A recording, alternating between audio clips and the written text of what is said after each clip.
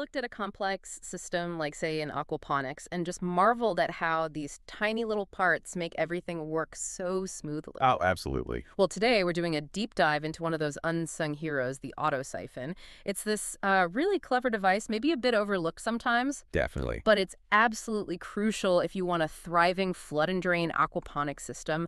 Honestly, it's just a fascinating bit of engineering when you get down to it. It really is. And our mission today for this deep dive is basically to unpack these things. We want to get right into how they work, why they sometimes, well, don't work, which can be super frustrating. Oh, tell me about it. Exactly. And most importantly, how you can figure out their quirks and get yours running just perfectly. We've actually got a fantastic guide as our source material today, really detailed, all about troubleshooting and optimizing these auto siphons. It's packed with practical stuff. Okay, great. So Auto-Siphon, Yeah. when I first heard that, I pictured something, really complicated. But they're actually deceptively simple in design, aren't they? They really are, fundamentally. Could you maybe walk us through the basic bits? What are the essential components? Sure thing. So at its core, you've basically got three main parts. First, there's the vertical standpipe. That's your outflow pipe, right? It sticks up from the bottom of your grow bed. Okay. Then around that, you've got a bigger pipe. We call that the exhaust chamber. It just sits over the standpipe. It's usually a bit taller, and this is key. It's got a cap on top. It's freestanding. Right, the cap seals it. Exactly. And then the third piece is the air intake tube. It's usually a small tube fitted just under that end cap. Those three things working together, that's your auto siphon. It's amazing how those simple parts create such a dynamic process. The hydrodynamics, I guess how the water moving makes it all happen. Can you break down how the water actually starts flowing out and then, just as importantly, how it stops? Yeah, that's the really clever part. So water flows into your grow bed from your pump, and it starts filling up the space between the standpipe wall and the exhaust chamber wall. Okay, fill in that gap. Right. As the water level gets high enough inside that exhaust chamber, it reaches the top of the standpipe and starts spilling down inside it. This rush of water going down pushes all the air out of the exhaust chamber. Ah, forces the air out. Exactly. And that creates the siphon effect. Suddenly, whoosh, the water starts draining rapidly out of your grow bed, where your plants and media are. Like pulling the plug? Pretty much. But then, here's the other bit of magic. As the water level drops right down, it eventually uncovers the end of that little air intake tube. Okay. Air then gets sucked into the exhaust chamber through that tube, and that immediately breaks the siphon. Stops it dead. Just like that, a gulp of air. Just a gulp of air. The flow stops, the grow bed starts refilling slowly, and the whole cycle is ready to go again. It's really elegant, properly self-regulating, minimizes fiddling around, which is great in a living system. That self-regulating part sounds brilliant, perfect even. But I'm guessing, like a lot of brilliant things, it doesn't always play ball. What are the sort of common headaches people run into? You guessed it. It sounds simple, but there's this paradox almost, right at the heart of it. It's the central challenge, really. Often, the very thing that makes an auto siphon easy to start. Makes it hard to stop. Exactly. And vice versa. So our sources really point to two main problems, the big ones you're likely to hit. Either your siphon just won't start draining, or it starts fine, but then it won't stop. The two extremes. Precisely. And you've got to solve whichever one of those you're facing before you can even start thinking about tweaking it for, running quieter or being more efficient. First things first. Okay, let's tackle the won't start scenario first then. Your grow bed's filling up, water's getting high, but nothing. The siphon just isn't kicking in. What's usually going on there, and what are the first, easy things to check? Right. If it just won't start. The core problem 9 times out of 10 is not enough back pressure building up inside that exhaust chamber. Back pressure, so not enough pushback from the water. Kind of. It's the pressure needed to properly force all the air out and get that strong siphon going. If it's not there, it just dribbles or doesn't start at all. Okay. So before diving into, complex pipe adjustments, what are the simple things? The quick wins? First off, check that cap on top of the exhaust chamber. Is it really sealed? No little air leaks. If it's one of those push-on caps, just give it a firm tap down. I'm sure it's snug. Yeah. If it's a screw-on type, maybe a little bit of plumber's thread tape around the threads can make a huge difference. Seal it up tight. Good tip. What else? Second, look for blockages. Seriously, check carefully. Has any of your grow media, like clay pebbles or maybe some plant roots, somehow gotten past the media guard and blocked the air intake tube? Oh, I could see that happening. It happens. Or has stuff gotten into the bottom inlets of the exhaust chamber itself? Any obstruction there can mess up the whole flow dynamic. Clear it out. Right, rule out the obvious first. Makes sense. But, okay, say you've checked the cap, checked for blockages, everything seems clear, but still no siphon start. The air just isn't getting pushed out. What's next? The source mentioned 5 main solutions? That's right. If the easy stuff doesn't fix it, there are 5 main things to try. Number 1, and often the easiest, is simply increase the water flow coming into that grow bed. Just turn up the pump slightly. Basically, yeah. A bit more water volume, a bit more water height inside the chamber. It physically helps force the air out, creates what the source calls a piston effect slug of water. A slug of water, I like that. Yeah, it just pushes the air out ahead of it and starts the siphon reliably. You'll probably need to experiment a little to find the sweet spot for your specific bed. Just one caution.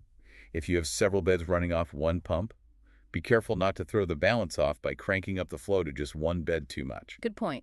Okay, what's solution number 2? Number 2, if your outflow pipe coming out from under the grow bed is just a straight pipe, try adding a restrictor on the end of it. Like making the exit hole smaller. Exactly.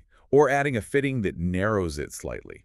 This increases the back pressure inside the system, helps the water level rise a bit more in the chamber, and assists in pushing that air out. Simple, but often effective. Okay. Number 3. Third, try adding a 90-degree elbow fitting onto the outflow pipe, right underneath the grow bed. Just that simple bend can often create enough back pressure to get things started. Lots of people find this works wonders. Interesting, just changing the direction helps. It does. Now, fourth, if one elbow isn't quite doing the trick, you could extend that elbow with a short bit of flexible pipe, or even add a second 90-degree elbow. Okay, more pipe work. Yeah, but the source notes something interesting here. The direction you point that extension or second elbow matters. Downwards, sideways, even slightly upwards. Each changes the back pressure differently. Ah, so you have to experiment. Definitely requires a bit of tinkering. It's a real balancing act to get that pressure just right. Okay, and the 5th option? The 5th one, and this is especially relevant if you've maybe built your own siphon, is to change the cap on the exhaust chamber. Apparently, using a rounded or dome-shaped PVC push cap instead of a flat one can sometimes improve both starting and stopping. Huh. Subtle geometry changes. Seems so. And if you've tried all these things and it still won't start, well then you might need to take a harder look at the overall design, the basic dimensions. So if all those tweaks fail, we're looking at something more fundamental, like the pipe sizes themselves. Yeah, that's the last resort, really. Yeah. If none of those adjustments work, it could well be an issue with the hydraulic sizing of your pipes. It might mean your exhaust chamber is just physically too big compared to your standpipe diameter. Too much volume to clear. Right. It just can't generate enough back pressure with the water flow you have. The fix then would be to actually change the pipes, maybe use a slightly narrower exhaust chamber or potentially a narrower standpipe. It's about the ratio between them. Are there guidelines for that? There are. Our source mentions some tests done with common sizes, like a 40-millimeter standpipe, a 12.5-millimeter gap between the top of that and the cap, used in a grow bed around 350 square centimeters. These aren't random numbers. They give you a baseline for typical sizing recommendations. It really shows how precise this stuff can be. Wow, okay. That's a thorough look at the won't start problem. Now, let's flip the coin. The other big headache. The auto-siphon won't stop. I've definitely been there. Staring at this constant trickle coming out drives you nuts. Oh, it's super frustrating, isn't it? Just this constant flow. Yeah, what's happening when it refuses to stop? Well, typically this happens if maybe the fixes you tried to get it started ended up increasing the back pressure a bit too much. Ah, overcorrected? Could be. Or it might just be that water's coming into the grow bed too fast from the pump. Either way, the siphon can't quite gulp enough air through that little intake tube at the end of the cycle to break the flow. And the symptom is pretty obvious, right? It's just continuous draining. Yeah, you'll see water flowing out constantly, usually at pretty much the same rate water's flowing in from the pump. And if you look in the grow bed, the water level just sits right at the bottom, right where the cutouts are on the exhaust chamber. It never fully stops to let the bed refill properly, like it's stuck on drain. Right, stuck in that perpetual drain cycle. So, like, before, are there initial checks, blockages again? Absolutely. First thing, always check for obstructions, but this time focus on the bottom of the exhaust chamber. Has any media or roots or gunk got through your media guard and started blocking the cutouts or slots where the water exits the chamber to go down the standpipe? Ah, blocking the exit path this time. Exactly. Clearing those out can speed up how quickly the water level drops at the very end, which helps create the suction needed for the air tube to do its job and break the siphon. Again, even small blockages matter. Okay, so check the exits. If they're clear but it's still not stopping, what are the main solutions then? All right, if obstructions aren't the issue, here are 4 main things to try. First, the opposite of before. Try reducing the water flow coming into the media grow bed from your pump. Just dial it back slightly. Less water coming in. Gives the air intake tube a better chance to gulp air and break the siphon when the water level gets low. But be careful here. Right, because reducing flow could make it harder to start again. Exactly. It's that balancing act again. And critically, don't reduce the flow so much that you aren't turning over your fish tank water volume often enough. You still need good circulation. Minimum once per hour is the usual rule of thumb to get fresh, aerated water to the fish and remove their waste products, those toxic metabolites. Okay, vital point. Don't starve the fish tank. What's next? Second, take a look at the outflow pipework underneath the bed again. Can you simplify it? Maybe remove that 90-degree elbow you added, or shorten a piece of pipe? Less restriction on the way out. Exactly. Or if you have multiple beds draining into one pipe, a manifold, check if that's causing water to back up.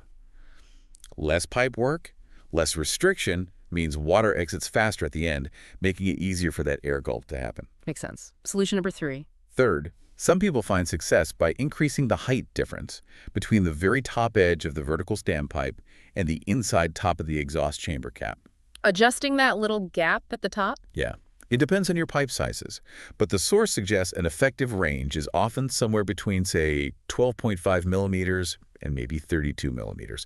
It's a subtle adjustment to the pressure dynamics again. Worth trying. And the 4th option? Fourth, you could try increasing the size of the air intake port and tube itself. Remember that little tube near the top of the exhaust chamber? Yeah. Make the hole slightly bigger or use a slightly wider tube.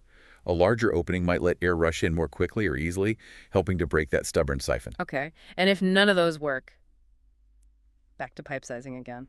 You got it. If you've tried reducing flow, simplifying outflow, adjusting the height, upsizing the air intake, and it still won't stop, then yes, you might need to look at your overall pipe diameters again. Yeah. Compare them to standard sizing charts or recommendations. Maybe your current pipes are actually a bit too small, causing too much restriction overall, or perhaps larger than recommended. It might be necessary to upsize one or more components to find that harmonic balance. Wow. It really hammers home that core challenge we talked about, doesn't it? That paradox. What helps it start can hinder it stopping. And the other way around, it's genuinely a balancing act, especially if you're trying to get, say, 2 or 3 media beds all working reliably off the same pump. It absolutely is. It's a real dance. And it really highlights how important it is to think about your pumping water budget, as the source calls it, in your whole system design. You've got to plan how that water gets distributed. And think of the Auto-Siphon. Yeah. It's really like the heart of your aquaponics system, isn't it? It's doing this constant rhythmic job, circulating that nutrient-rich treated water back to your fish. It enables the bacteria to do their conversion work. It feeds the plants, keeps the medium moist, but also aerated. It drives the whole flood and drain cycle. Exactly. Without that steady rhythm, the whole ecosystem, the fish, the plants, the microbes, it suffers. You know, the source had some really solid practical advice for anyone building or tweaking these. Be patient. It actually recommended getting a spare container, some extra pipes and fittings, and just experimenting outside of your main system first. That is such good advice. Yeah, before you start drilling holes or gluing pipes in your actual grow bed. No. Seems like it could save a ton of frustration and probably some money on wasted parts, too. Oh, massively. The patience really pays off. Because finding that sweet spot, that perfect balance, it comes down to patiently adjusting 2 main things: the water flow into the bed and the combination of fittings on the outflow pipe. Tweaking both ends. Right. You're looking for that Goldilocks setup, restricting the flow just enough so the siphon starts reliably every single time, but also allowing enough air to get sucked in easily at the end of the cycle so it stops reliably every single time. It's about optimizing for both start and stop. So we've really gone on a journey here, haven't we? From just understanding the basic bits and pieces of an auto-siphon to getting into the nitty-gritty of troubleshooting why it won't start or won't stop, and finally figuring out how to achieve that delicate balance. Yeah, it's quite the process. It's become really clear that a well-tuned auto-siphon isn't just, some plumbing gadget. It's a really crucial mechanism for that flood and drain action that benefits everything in the system. Your plants, your fish, those all-important bacteria. It's the quiet engine making it all work efficiently. It truly is the silent workhorse, and maybe that's the provocative thought to leave everyone with today. Think about how this one seemingly small kind of technical component, the auto-siphon, isn't just about pipes and water pressure. Right, it's more than mechanics. Absolutely. It directly impacts the health, the vitality, the productivity of an entire living ecosystem. It benefits your plants, your fish, the bacteria, and ultimately it benefits you through the results you get. It makes you wonder, doesn't it? What other sort of hidden hearts are out there quietly pumping life into the systems all around us, just waiting for us to notice them and understand how they work?